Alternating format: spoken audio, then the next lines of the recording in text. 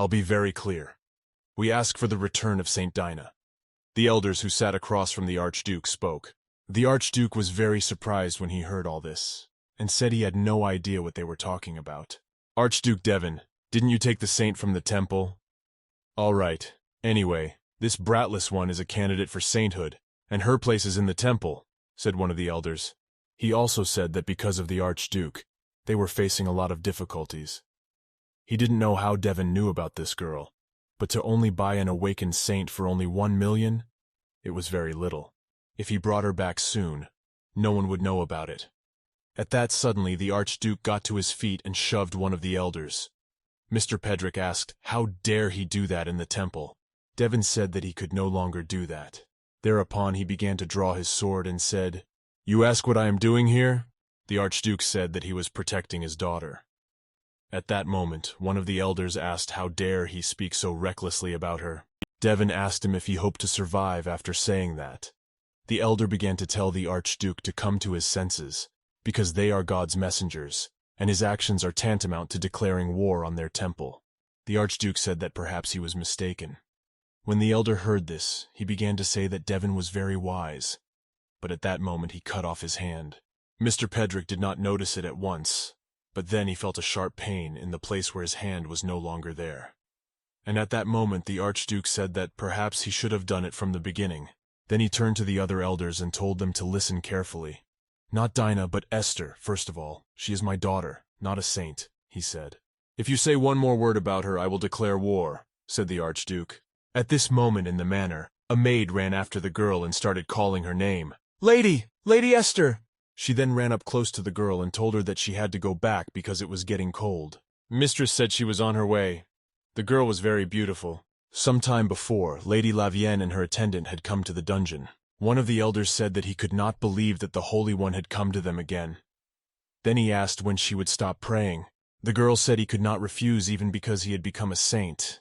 Besides, this child is her precious friend. After that they went on, and the elder said that she was a very kind person even for a monster like that girl. After this they came to the grate behind which I-Girl was sitting, and Lady Lavienne said, "Here I am, Dinah. How are you doing?" At that moment the elder stood and thought to make the girl grateful. Lavienne came closer to the girl and said that she had a lot of work to do these days and her strength was dwindling. That's why she needs Dinah's help. The girl then shifted her gaze to the vase, from which a bright light was emanating, and she turned to the girl, saying that she was so bad, because the number is much lower than it was last time. So Lavienne asked if the girl didn't want to get her in trouble, and asked if she could cut deeper this time. At this point her attendant turned to her and told her to let him do it, in order not to stain her sacred hands. Lady Lavienne told Khalid that she would be only too glad if he would do everything himself. At that moment the girl thought how he was able to do that to her. Lavienne moved farther away from them and told him to pack everything properly, because more was needed this time. So Khalid drew his holy sword, filled with the blessing of the goddess, and cut the girl's hand. She thought that she no longer felt the pain, and she was tired of it. The guy walked over to the girl and collected her blood, then told Mistress it was ready, handing her the jar. Afterward, Lavienne drank the contents of the jar and said that it was expected that Diane had very powerful strength. Mistress asked if the girl thought things were unfair and that she was unhappy here. Whom asked if Diane would like to go down to the dungeon every day and drink her blood. This was all happening because the girl took what was hers, just because she dared to be born into this world.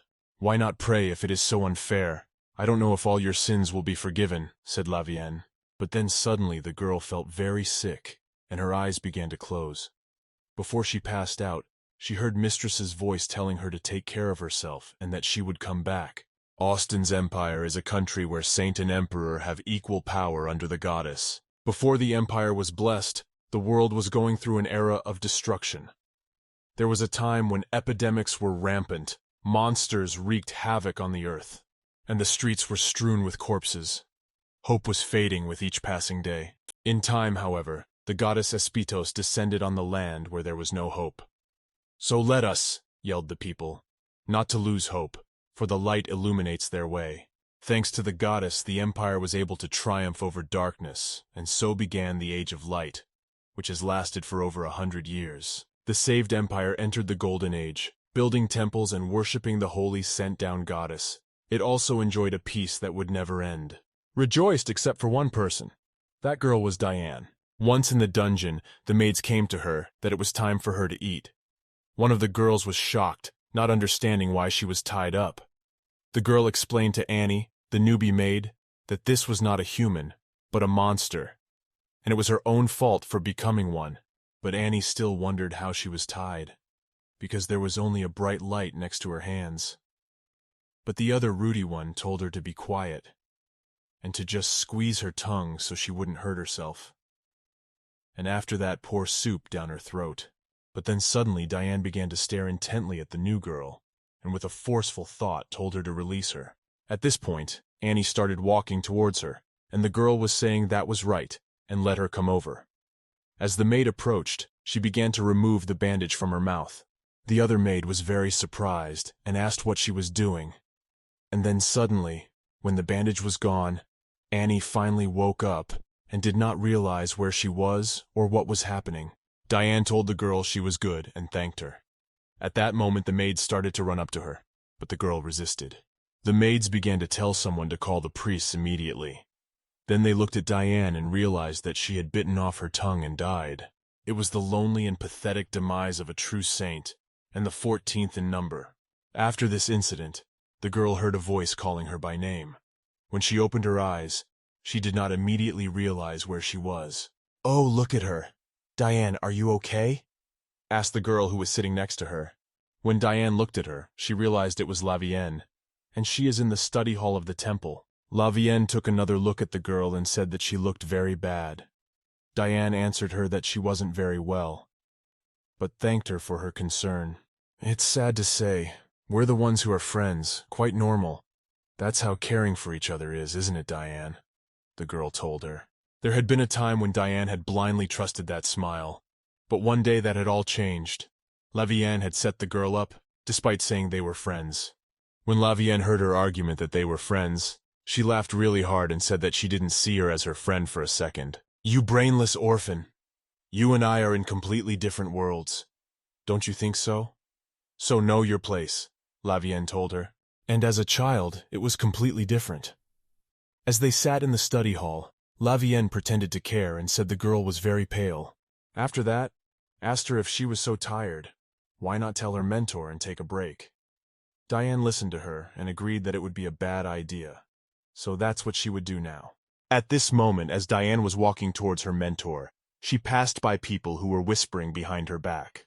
"Why is Miss Lavienne being childish with that child? Oh, look at her feet and hands, how dirty she is!" The difference between the candidates is really big. Lavienne is only doing all this because the next saint, Our Lady, loves her, people kept whispering. When the girl came to her mentor, she immediately asked why she had come back and what she had this time. Diane said she had a very bad headache and wanted to get treatment, but her mentor said that she had already told her that she didn't have any talent, so she needs to work these harder than the other kids. The girl was doing badly enough, and now she has a headache. The girl said she was really sorry. At this point, the mentor told her to go ahead and kicked her out the door, and in that moment, Diane lived again, but she didn't understand why. Diane didn't understand why she couldn't die, even if she wanted to. But she interrupted herself at these thoughts, thinking that this was not the right time to do it. So we need to check the dates. No matter how many times she is reborn, this place stays the same. She walked over to the desk, opened the drawer, and found her journal, which she kept every day.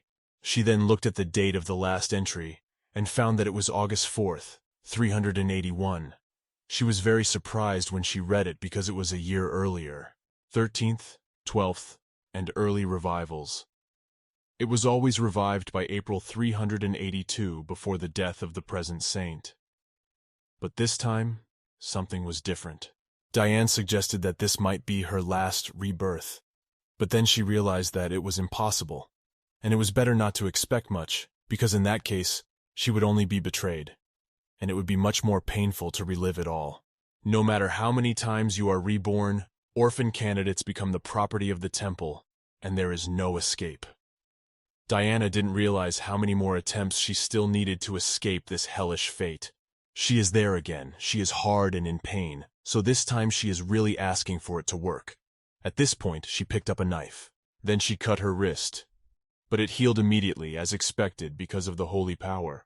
A body that has only lost its power can only find death by being in an isolated temple. There is no turning back. Unless someone kills her, there is only one way to end it all proper, and that is to be imprisoned and tied to a sacred instrument. Diane didn't realize how long she had to live this hellish life. Time after time, she asked herself when it would all be over and she would be free. After thinking about it, the girl got out of bed and went outside. When she came out, she immediately saw the statue of a goddess in front of her. She thought that she really liked this place before. She remembered the first time of her rebirth when she ran down the street and asked for a coin to buy herself something to eat. But he suddenly came to her as an elder and asked her if she had holy power. The priest, whom she met quite by chance, wasn't all that nice to her, but she still didn't have to starve. When they took the girl from the street, one of the nuns brought her into a room and told her that it was hers now. The girl was very surprised to find out that she had been given a whole room to herself. Diane behaved honorably, for this was the first place where she was warm enough to stay warm. So the prospect of having a place to live was fine with her, but she had lost everything. At that moment, the girl turned to the statue and asked why she had given her the holy power. Why bring it back to this earth? She did not want to be used again and again, as she had been. She asked the goddess to bring her back. She doesn't want to live in this world anymore, where the only thing they do to her is mock her. Come to think of it, this time of year it seems there was a celebration going on at the temple. At that moment, the girl thought that this was her chance to die. At this time, the castle was bustling. Everyone was preparing for the celebration. Someone was bringing plates. Someone was bringing some records. There was noise everywhere. This festival is held once a year at the temple, and the presence of the heads of the 4 great families of the empire is mandatory. Archduke Devon Tertia must be among them. The war he wages is never lost, but not a single blade of grass remains where he went. He's obsessed with war and blood. If you attack someone like him, you die instantly. And while Diane was walking through the vengeance with a bowl of apples, she brushed over a girl who was walking towards her, causing the apples to all scatter. The girl who made her fall asked, "Hey, you! What are you doing walking, and not even looking where you're going?" Diane apologized and said she was sorry for what happened. She started picking apples and thought that because of her strength she could not do suicide, so she must surely die at the hands of the monstrous Archduke. Afterward, the girl went outside and heard someone calling her. When she looked up, she saw Khalid in front of her. He asked her where she was going in such a hurry.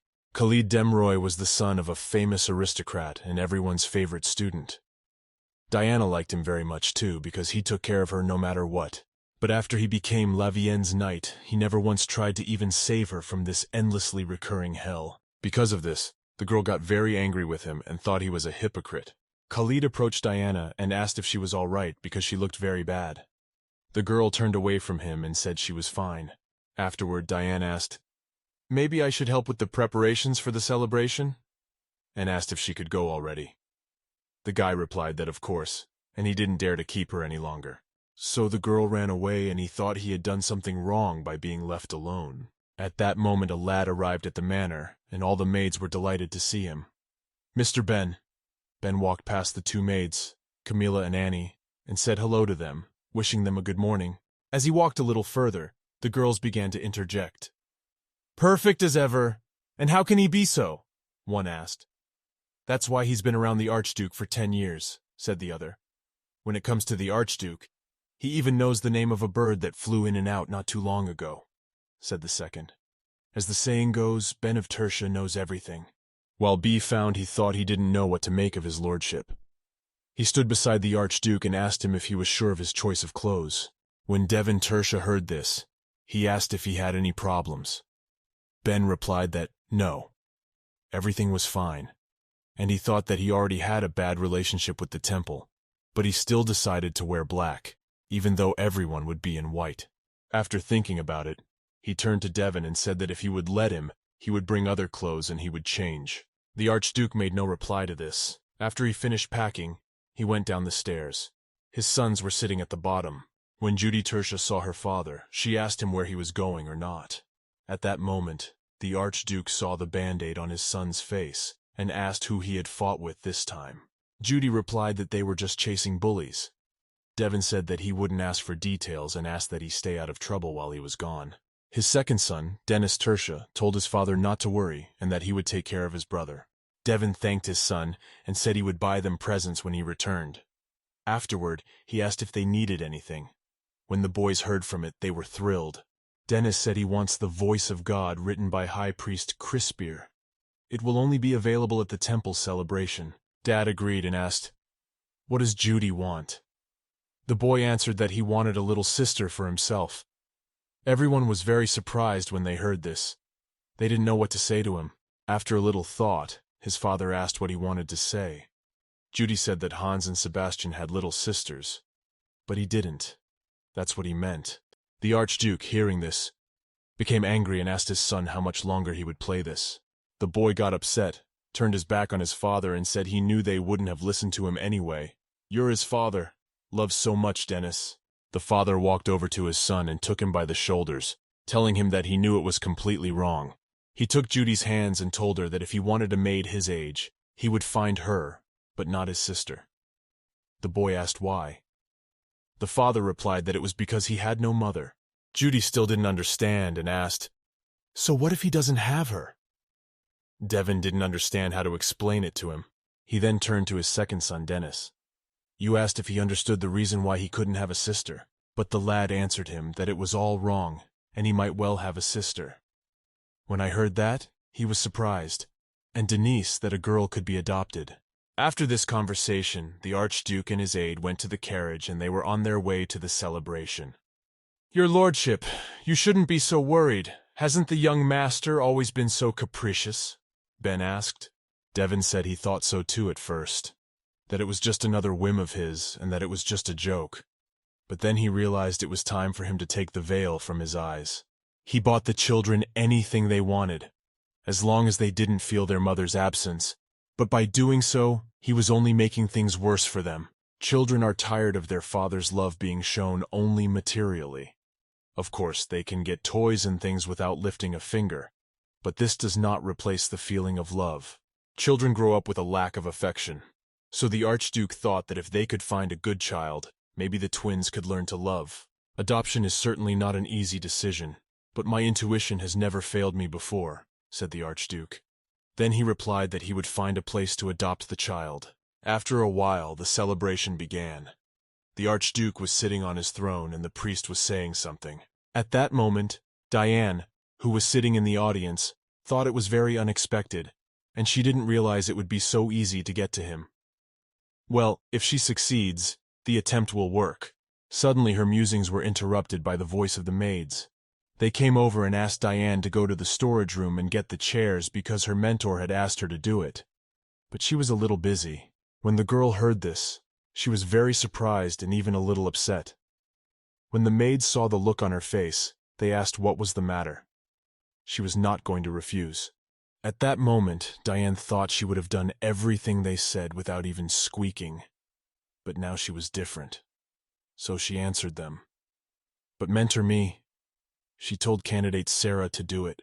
When the girls heard that, they were very surprised and started yelling at the girl. "You arrogant orphan! Are you saying we're the same?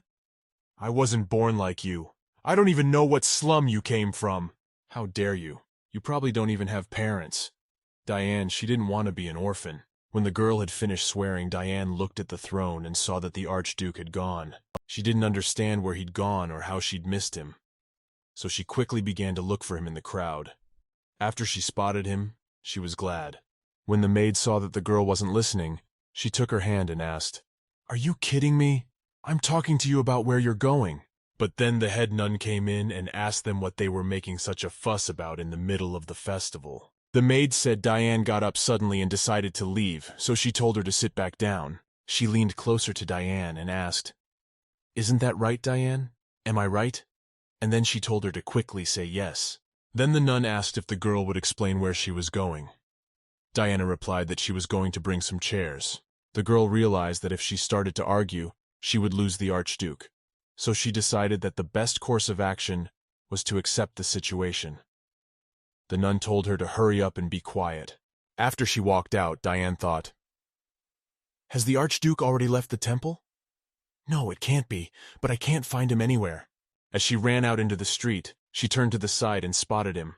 She saw Archduke Devon leaving the celebration. The girl thought, will I be able to do this? But she realized that this was her only chance and she must not miss it. So she ran. As she ran closer to the Archduke, she called out to him. At that moment his guards crossed their swords. The girl stopped beside him and said she had something to say. The girl started begging him to listen to her because she urgently needed to talk and it wouldn't take long. Hearing the girl's prayer, the Archer told his guards to let her pass. Afterward, Devon, looking at her clothes, said that she seemed to be a candidate for sainthood and asked, what does she want then? At that moment, the girl thought that she only wanted one thing, to hurt him. To do that, she needs to shorten the distance. So she moved closer to him. At this point, she thought she would do it and pulled a knife out of her sleeve. Then she ran at him, screaming. But the Archduke quickly seized her by the hand and said, that's what he thought, that it was not for nothing. He took the blade from her and said, attempted murder, you wild child. Were you really going to kill me with that? He presented this knife to her throat and told her to answer quickly. Who sent her? A fate that has no end. A repetitive, torturous life in this hell. And is this girl all the time? But maybe it's finally her time to end her suffering. Putting the blade to the girl's throat, the Archduke told her to name who had sent her, or he would kill her.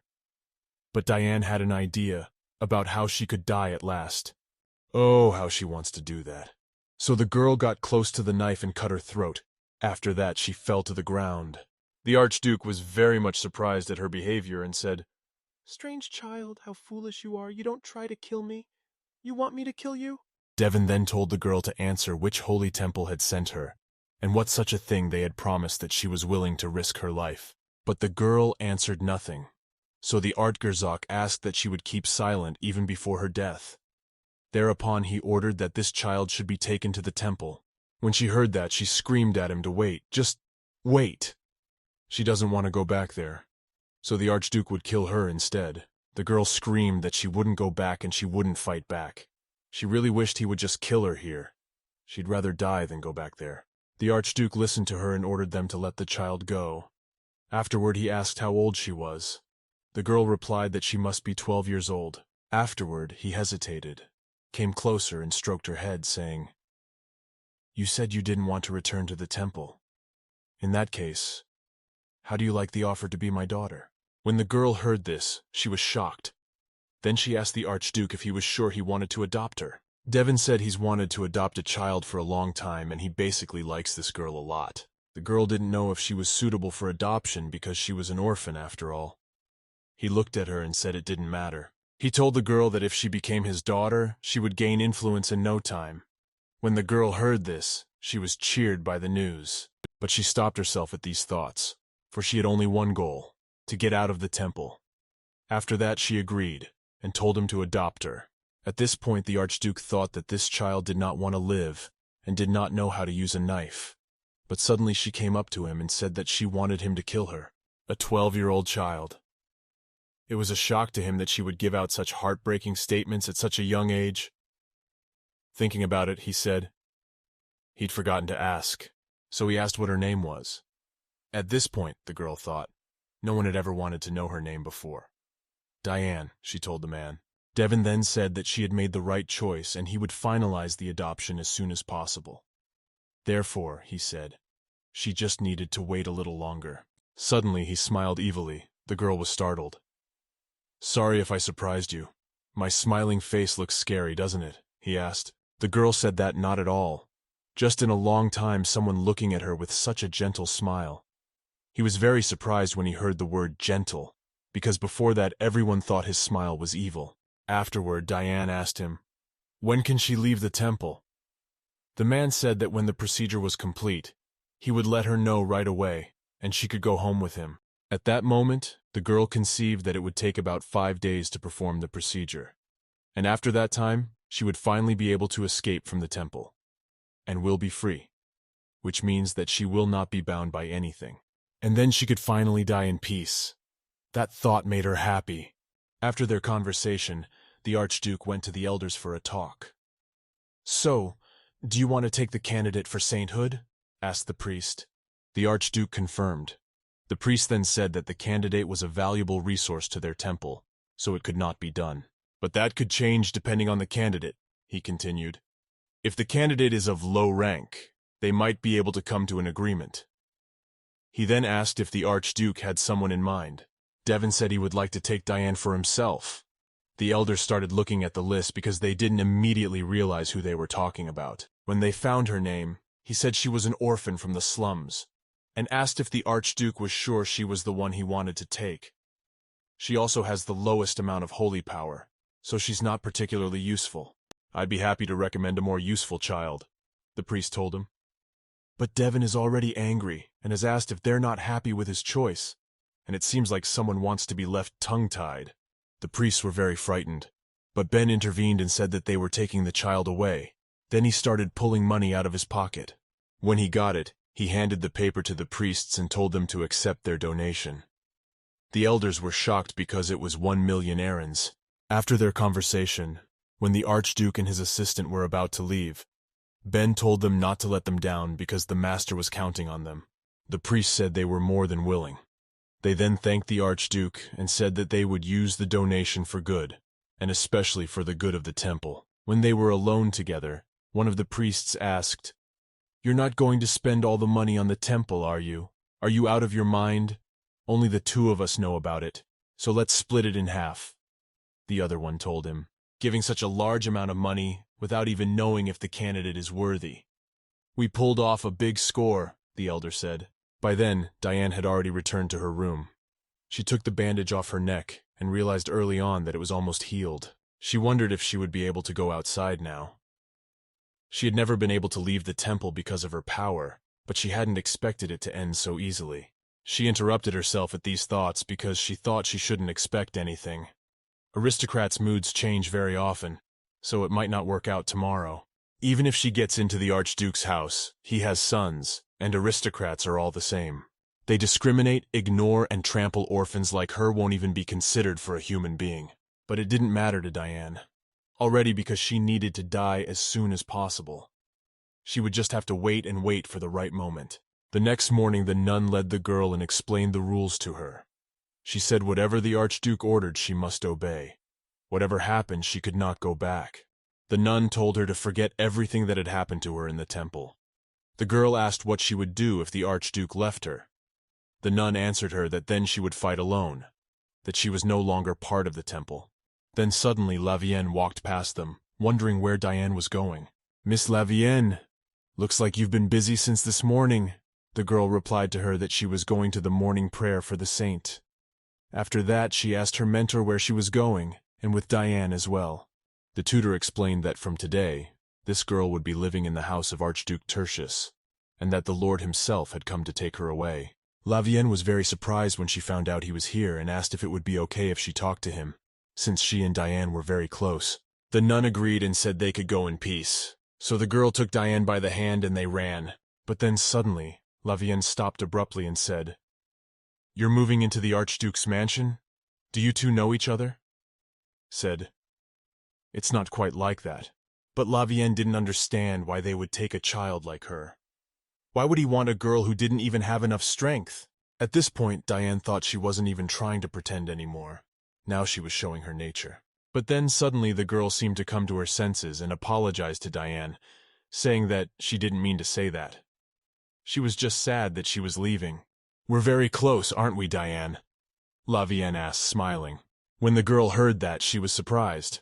Diane is really pissed off at her behavior because she's the one who pushed her to the edge of hell in all her lives. The girl is annoyed that she still acts like they are friends, so she really wants to get back at her. "I'm sad too, Lady Lavienne. That's why I'd like to bless you before I go," Diane said. When the girl heard this, she was surprised. She then took Lavienne's hands and said a parting gift. "May she become a true saint. I hope, I pray, that even after my death, you will not become a saint," thought the girl. While the girl was reciting the prayer, she was thinking of something else entirely. Diane hoped that for the suffering she had endured in past lives, she would drown in despair, and would be so miserable that she wouldn't even be able to smile. After a while, the girl let go of Lavienne's hands that the prayer was complete. The girl thanked Diane and said that she too was praying for her to have a good life. After Lavienne stepped away from the girl, and the girl thought her mood and the way it was different than usual, as if she knew everything. The girl thought Lavienne was very arrogant and annoying, but she was relieved at the thought that she would never see her again. At that moment, Devon remembered a moment from the past. He went to the terrace and saw Irene. After that, he asked the girl what she was doing here because the air was very cold at night. The girl said she was admiring the stars and the night sky. Beautiful. After that, they stood looking at the stars for a while. When Lavienne left, a nun came to her and led her outside the temple doors, then pointed to the forest and told her that she would be expected there. After that, she turned around and started walking back, saying that it was up to her now. Until now, Diane had never yet been able to escape her terrible fate. She had been abandoned and betrayed all the time, all her life, from birth to death, the same pain she had been going through. But this time it happened completely different. This time she wasn't abandoned, she left. Now she has a life ahead of her without a temple or the title of saint. As the girl walked a little way through the woods, she saw a wagon and a fellow standing near it. When the girl got closer, the guy said he was already waiting for her. Diane looked at the luxurious carriage that was waiting for her. "I am Ben, secretary to the Archduke. Please love and pity, madam," the boy said. The girl said hello to him and asked that he take care of her.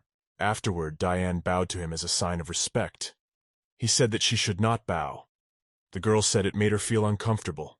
Ben said that lady is now a member of the Terja family, and Terja is the only archduchy in the empire, and she will be the only daughter of an archduke. A lady's conduct is the honor of her family. When the girl heard this, she was surprised. She had not heard before that her conduct should uphold the honor of the family.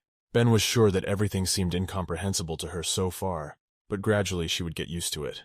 The girl hoped that she had indeed been accepted into the Archduke's family, because then her life would change dramatically. When she got into the wagon, she saw the Archduke, and they started driving. The girl thanked Devon for taking her. The Archduke said he was a man who kept his promises. At that moment, the girl thought that at least he wasn't arrogant compared to the way Lavienne had smiled in her face and then stabbed her in the back. Diane thinks he is much better than the girl. In a moment of silence, the Archduke noticed that the girl sat so far away from him. Perhaps she was uncomfortable, he suggested. To keep the conversation going, he looked at her suitcases and asked if this was all her luggage. The girl said she had nothing else but this bag. "Devon, what then will we have to buy her a lot more stuff?" When the girl heard that, she got scared and started saying she didn't need anything. And she thought to herself that there was no point in buying her anything because she was going to die anyway. It would be so much easier for the Archduke if she could tell him what she wanted, just like Judy. He couldn't even guess what he could get her. Then he remembered his wife's words that she wanted to name the next child, if it was a girl, after a very bright star. It is precisely the one filled with love, namely, Esther.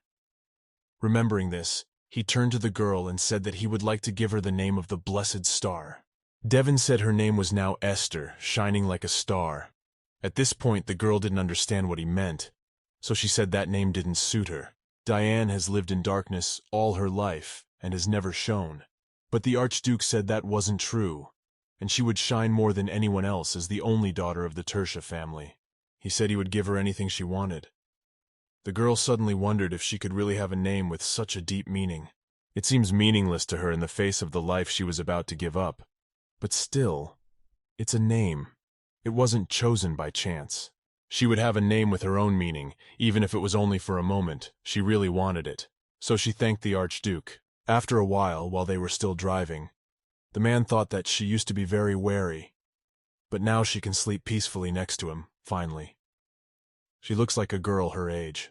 That's what they'd been driving for a very long time. The girl was tired and fell asleep, and Devon remembered that determined look he'd only seen on the battlefield before. He wondered what she had been like in life before she came into his hands. He paid attention to the clothes. They were a little ragged. Well, when he looked more closely, he saw that she was dirty, worn, and torn. At that moment he was very angry with those people from the temple for what they had done to that girl. As they rode in the carriage with Ben beside them on his horse, the Archduke told him to order them to change their destination and ride to a clothing store. His secretary was very surprised at this news and asked, Right now they have to change course? Devin.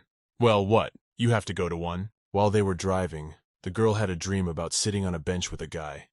He said they were family now and asked what kind of man the Archduke seemed to be. Diane tells him that she doesn't know exactly, but he seems different from people she's met before. He is not hypocritical, having made a promise. He is sure to keep it. When the boy heard this, he said it was good. All this time he had been worrying a lot, but now he could sleep well. The girl was surprised to hear that he was worried about her. The boy put his hand on hers and said that he was always looking out for her, but she did not know who he was. And when she asked, she heard the voice of the Archduke telling her to wake up. The girl apologized and said she fell asleep for a while. The man said it was okay and asked if she wanted to go out because they had somewhere to go. The girl asked where they were going. Devin said it was a very famous place in the lands in Tertia. It was Odar Street, where Kristen's clothing store was located. When they got out of the wagon, he said that from now on, she would need lots of different clothes. The girl was surprised to hear this because no one had ever bought her clothes before. After that, they went into the store, and the girl, when she saw this, came up to them and asked, "Your lordship, welcome. What brings you here?" She said that if he had said he was coming, she would have prepared something. The Archduke said it was his fault for arriving unannounced, but anyway, he would have wanted to pick out some outfits for the girl. When the woman heard this, she was very surprised because she didn't notice the girl right away. At that moment, Diane thought how she should be, and what if she didn't like dirt. The girl then bent down and asked if she could pick out clothes for the little lady. The Archduke said that of course she could do so. She then asked what her name was. The girl began to say her name was Diana, but the Archduke interrupted her and said her name was Esther. "Well, Mistress Esther, will you follow me for a little while?" the girl asked. The Archduke said he would wait for her and Ben in the corner. Let them choose leisurely and come. The girl then led Esther into the back of the store and told the girl to take a seat on the couch while she picked out a few outfits. After that, she said that while the girl was waiting, she could look at the catalog. After that, she started throwing around different magazines, and said that the dresses section is in red, casual wear is there too on another page, and in green is last month's collection. But then suddenly Esther asked if she could sit on such an expensive sofa. When the saleswoman heard this, she was surprised, but said that of course she could sit. At that moment, the girl remembered that this wasn't a temple. If she sat down on any chair in the temple, there could be trouble. It wouldn't happen. So she thanked the girl for being able to sit. While the saleswoman went to pick out outfits, she thought that even though this girl was brought by the Archduke, she looks like she's not used to this kind of environment. And she's just holding the catalog in her hands too. However, the saleswoman decided that she would take care of her. After that, she found the dress and went to the girl. She showed it to her and told her that since her skin was pale, this outfit should fit her. When the girl looked at it, she said that these must be very expensive dresses. At this point, the saleswoman asked, "What don't you like?" Esther said it wasn't that, and thought to herself that it wouldn't do any good for her anyway. After that, the saleswoman showed her another green-colored dress and said that it was a corporate design of their store. After that, she asked if the girl liked it. Esther thought that, like the first one, it was too expensive for her to wear. When the saleswoman saw the look on her face, she said that if she didn't like anything, they could look at the catalog. After that, the girl would choose something beautiful, or something she would like. So they sat down and started looking at the catalog. The girl chose a few outfits, and the saleswoman thought it was a simple and unpretentious design, and it looked inexpensive. I assumed it was her style. When Esther picked out a few options, the saleswoman said she was good at knowing which design she liked, but her facial features are correct and cute, so she could definitely wear different styles of clothing. The girl was very surprised to hear this. The salesgirl said she really liked to decorate, so she held out her hand. She winked at the girl and told her to leave it to her. "Let's add a little magic to Our Lady," she said. The girl thanked and agreed to it. At that moment, the Archduke and his assistant were sitting in the hall. Devin thought they were taking a very long time, and could not believe that it was actually taking so long. Suddenly the saleswoman and Esther came out to them. Devin looked at his daughter and was very surprised. She asked if they looked strange. The Archduke said it suited her very well, and thought that if his wife had a daughter, she would look something like this. Esther was a little shy, and said she was very glad she was able to wear such a beautiful dress. The Archduke said that seeing her in this look made him want to see how other dresses would look on her, then asked, "Is there only one outfit that fits?" Bina told the salesgirl to bring a few more outfits because Mistress looks really beautiful. Esther said she didn't need to, and one was enough. But the Archduke said they had a lot of money, so it was all right. He would wait and let her dress and come. When the shop girl had taken the girl away and changed her clothes, she said on her that she was beautiful. "Mistress, it really does all suit you. And the color doesn't look pale at all, it's just incredible. And it's about light, I really do suit you." After Esther showed all the outfits to the Archduke, he told his secretary to pay for the items now. In the end, after much deliberation over the choice of outfit, they compromised on 7 from a catalog. When they had already gone to the carriage to go home, the Archduke said that if it was necessary, let her ask for as much as she wanted. He also said she could choose more outfits, but Esther said that this would be enough for her, and then thanked Devon. That suddenly a saleswoman came out to them and asked them what she should do with the clothes the girl had come in.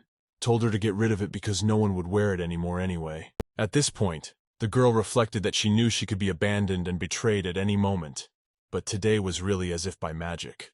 If this was a dream, she doesn't want to wake up. After a while, they arrived at the manor.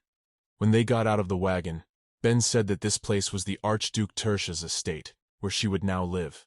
She looked at the manor and thought that this was the house she would now be living in, and it was also where the Archduke's real children lived, and that scared her. After they entered the house, then the entire staff lined up and greeted the Archduke. But Devon immediately asked where the twins were. The butler said they were on the 2nd floor. The girl did not understand what I was going to do now. She did not even realize that there would be so many people in the house. At that moment, the gentleman asked the butler to call the children. After a while, Denise and Judy appeared on the stairs. When Ben spotted them, he immediately asked when they had made it. But the boys didn't answer, and Judy immediately turned her attention to the girl at her father's side. "Who is she? For he hasn't seen her before." Esther looked at the boys, and thought that she wouldn't recognize their names, or how to treat them. They were the Archduke's 2 twin sons. A great responsibility. Devon told his sons to come down and say hello because this girl was going to be their sister. When Judy heard this, he was overjoyed. Esther stood there thinking that to them she was just a rolling stone, and they were obviously not going to be happy about it. But then suddenly Judy ran up to her and told her that she looked younger than he did. He was very pleased, and afterward he asked his father how he had made them a baby sister. But Dennis said, "What are you, an idiot? What, can't you see she's adopted? The Archduke is right, and now she's going to be their little sister." When Judy heard this, he went straight to the girl and began to ask her what her name was and where she was from. Esther told him her name and that she was from the temple. The boy wanted to ask why she was adopted, but his father interrupted him and told him that if he continued to disrespect his sister, he would call a tutor. The boy didn't want that, so he said he understood and wouldn't do it again. After that, he said goodbye to the girl and told her that he had to go and they would see each other later. His father stopped him at once. He said that she was his sister now, so he should show her the house. Judy resented that and asked why him, because he had a meeting with friends. After that, he said for his dad to ask Dennis to do it because he always stays home. Well, when he turned around, he wasn't there anymore, so there was nothing left for the boy to do but give her a tour. When they went up to the 2nd floor, he said that almost all of it belonged to his father. There are guest rooms on the 3rd and 4th floor. On the 4th floor are her and Dennis's bedrooms, so she can choose any room on the 3rd floor. As the girl walked, she considered the estate and thought it was very spacious. At that moment, Judy thought he was planning to meet Sebastian and punch him in the nose, and he didn't understand why his father was making him do such a boring job. After that, the boy looked at his sister carefully and wondered. Her name is Esther, but for some reason she looks a lot like his mom. When he noticed the girl was staring intently somewhere, he asked what was wrong. Esther was looking through the open door to the room, and she liked it very much. When Judy realized what was going on, Yes immediately asked her if she wanted the room. Very surprised, she asked, "Why can't I? If anything, I can choose another one." The boy thought that this was the room through which he always escaped from the mansion. Looking at the girl a little, he said that, in principle, she could take it. "We will?" he asked as she promised him something. Judy wanted her to go with him to Sebastian's house. When Esther asked who he was, the boy said he was an idiot. Afterward, he held out his little finger to her and told her to make a promise to him. The girl was surprised to hear this, but she agreed and made a pinky promise. At that moment, a butler came into the hallway. The Duke wanted to see her and also asked if she had already chosen her room. The girl said she had everything picked out and she would be right over. After a while, she went downstairs. The Archduke was waiting for her in the banquet hall. When she sat down at the table, she saw a lot of sweets and thought it all looked very appetizing. Afterward, she suggested that the Archduke was very fond of sweets. When he looked at the expression on the girl's face, he thought that she didn't like desserts and asked her, "What is it?" After all, he made cookies for her and she doesn't eat. Esther said that everything was fine and nothing was wrong.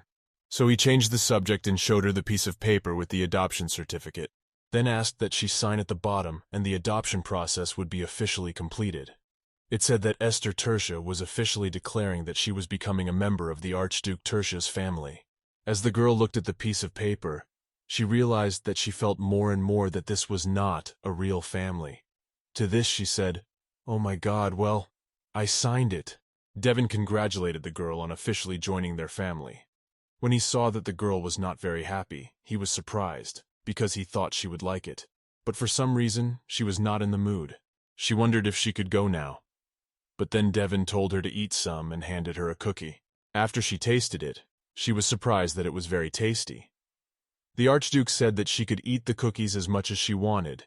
Now he would give her happy days, so that she would live in prosperity and not need anything. Because she was his daughter now. When night fell, the butler came into the Archduke's study and said that Mrs. Esther had just fallen asleep. He said okay to the butler and told him he could go now. His son sat next to him at the table, and Devin said they could start the family meeting then. When morning came, the girl woke up on the floor and realized that her room was very bright. That thought that in such a long time, she had finally been able to get some sleep. Esther realized that she hadn't had such a sweet morning in a very long time, because she was always waking up in a creepy dark dungeon, so she was very unaccustomed to it. Then suddenly, out of the blue, a maid came into the room and asked her how she had slept. It was Dorothy, Esther's personal maid. The girl said she was fine.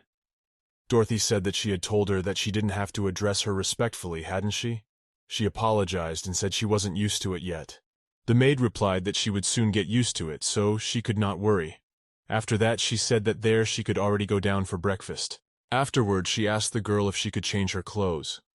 Esther said sure, no problem, and thanked Dorothy. When she got dressed and went downstairs, she saw that all the maids were arranging the dishes. She noticed that there were only 3 plates, and realized that there was no room for her. But I decided not to get too upset, because I wasn't expecting it, because I didn't come here for a family vacation. Dennis came up to me and asked me why I was standing there so he could sit down.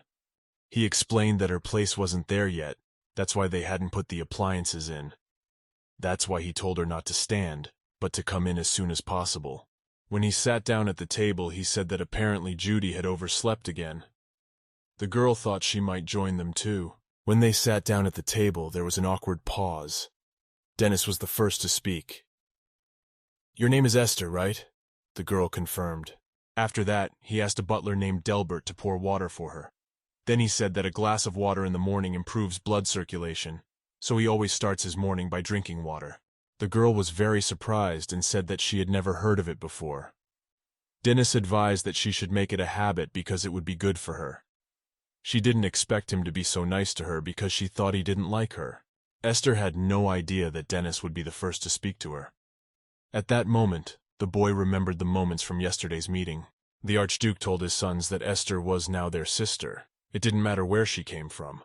All that mattered was that she was now a member of their family. So he told them not to bring her to tears or abuse her.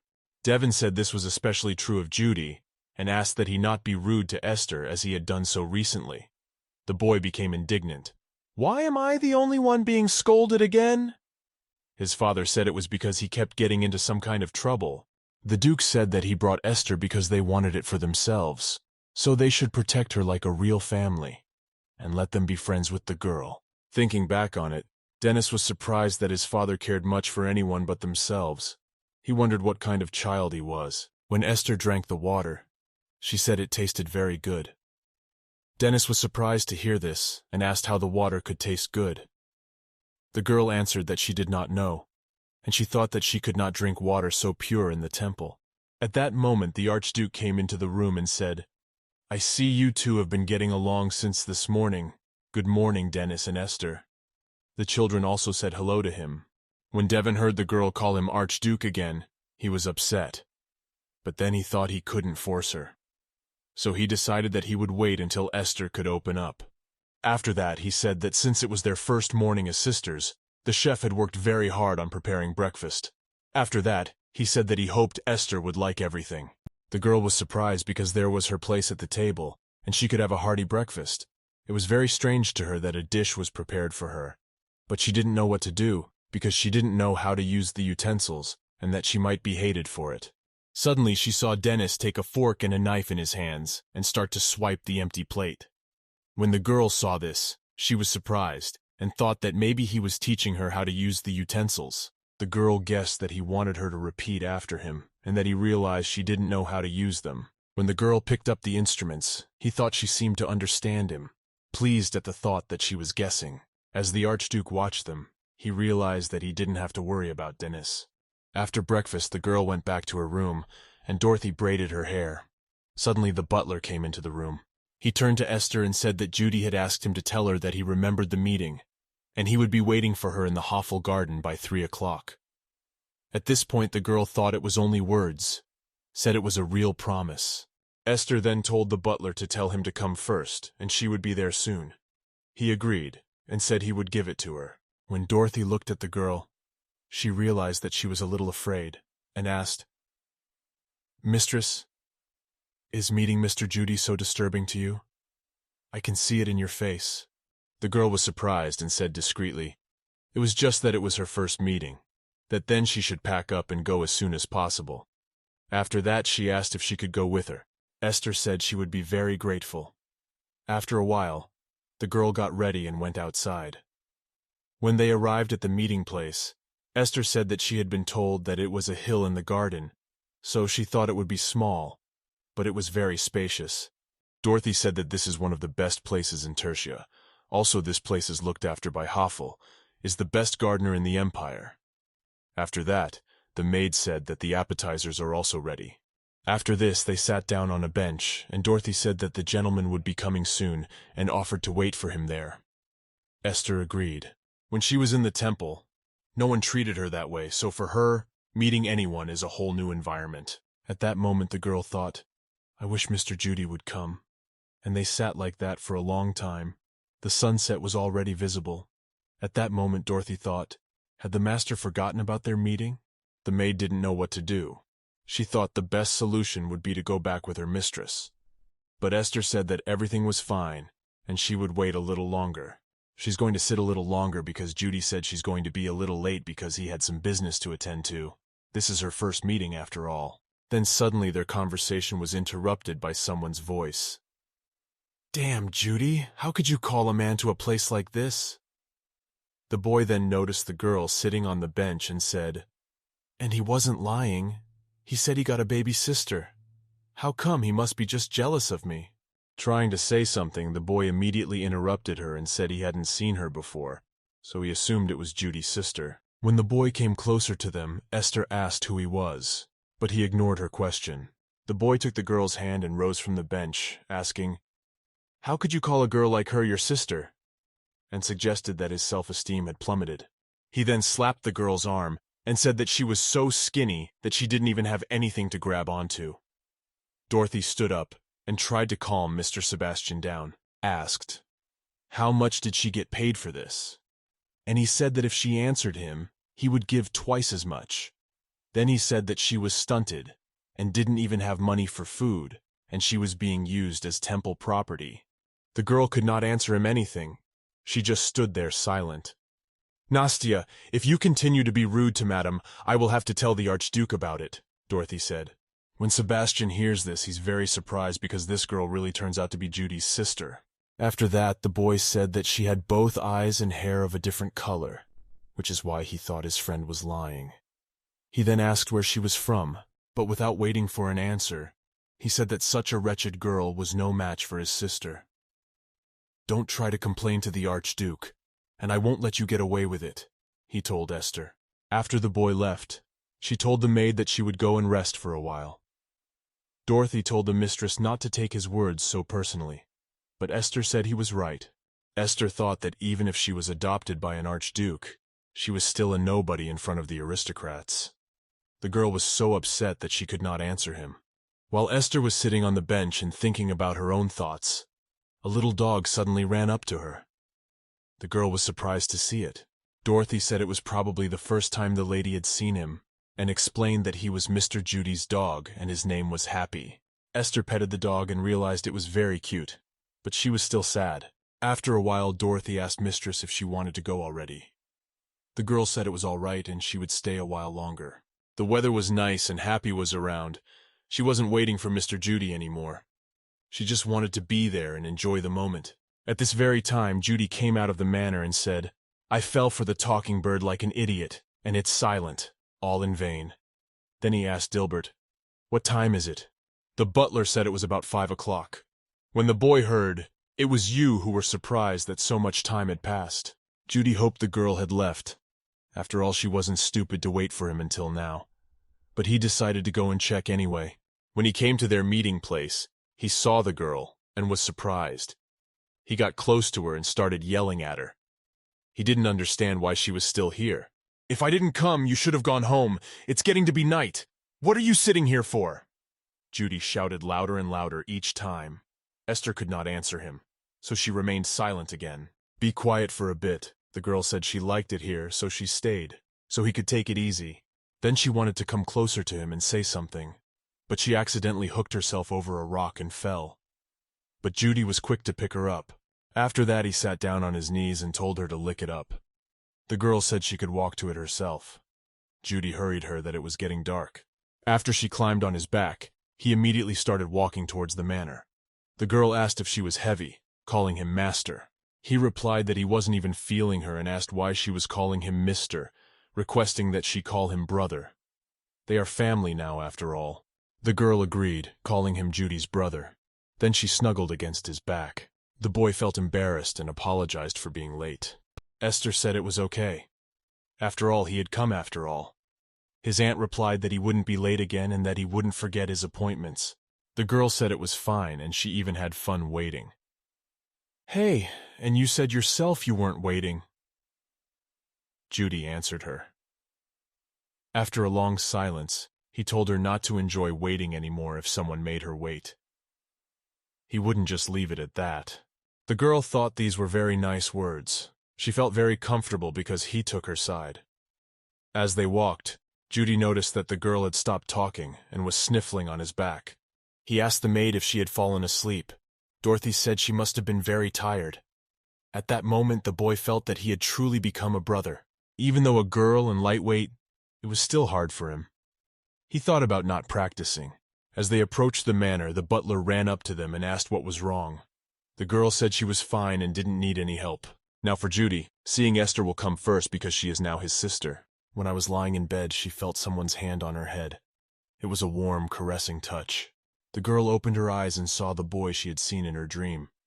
He asked if the girl was all right, and also said that she was fine and that her fever had gone down. She took the girl's hand and told her not to be sick. After all, when she's sick, his soul hurts. The girl asked who he was and why he was so kind to her, but the stranger did not answer. Soon the girl opened her eyes and found that it was a dream. She heard different voices. "The mistress is awake! Archduke, hurry over here!" Esther didn't realize where she was. Di looked. Then Judy immediately began to ask her, "Does she understand where she is? Does she recognize him?" The girl asked why they were all here. "You," she replied. Because she was sick when she came back, she had a high fever and didn't wake up for 2 days. At this moment, Esther thought that it might be a saint's awakening, but even so, 2 days was a lot. She looked at the Archduke and apologized. Devon replied that she had nothing to apologize for. He was glad that the temperature had gone down. Afterward, he asked if she was always so weak. The girl replied that she was usually very healthy and strong.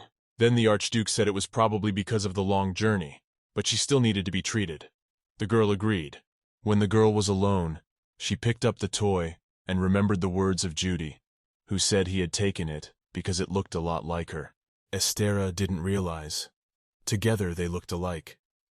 Then thought she had encountered such symptoms before. The obvious was approaching the awakening of the saint. She didn't understand if it had something to do with her rebirth. Why some guy had started coming to her in her dreams this time. Estera didn't know who he was, but she couldn't forget his warmth. I was suddenly interrupted from her musings by a knock on the door. Afterward, Dorothy came into her room. She was not alone. So the girl asked who all these people behind her were. The maid explained that they were doctors who would examine her on the Archduke's orders. Perhaps she was overtired from the journey, so Dorothy told her to be careful.